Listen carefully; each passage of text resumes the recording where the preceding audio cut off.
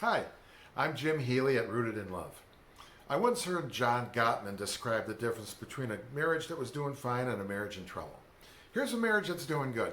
You're brushing your teeth in the morning and your spouse comes up behind you and says, "Oh, I had the weirdest dream last night." And you say, "Oh yeah? What'd you dream about?" That's a marriage doing fine. Here's a marriage in trouble. You're brushing your teeth and your spouse comes up behind you and says, "Oh, I had the weirdest dream last night." And the response is nothing. You know, in a way, marriage is a 50 or a 60-year game of catch. It's the rhythm of just listening and responding, keeping that conversational ball going back and forth.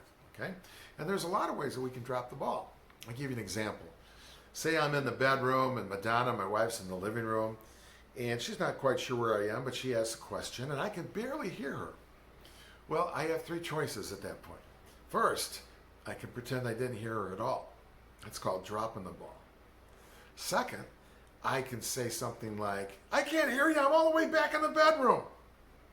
Well, I threw the ball back, but I threw it at her head.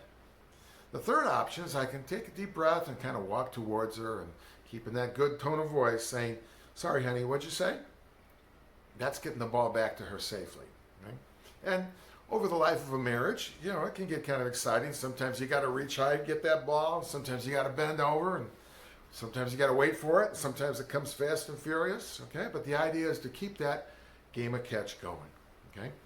Now I can tell you one area where couples are having some challenges these days is in the area of social media. You know, it can kind of be difficult to keep that ball going back and forth, and you're focused on this, and you're doing all that. And I am not smart enough to give you advice about social media in your marriage, but your spouse is.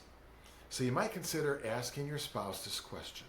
You might say, "Honey, regarding my own use of social media and my own use of the phone, what's one thing I can do that could make it clear to you that you're not my number one priority?"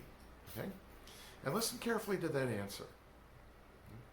Because, you know, we have a ladder of goods in our life, of good things. And on the top of the ladder has to be God.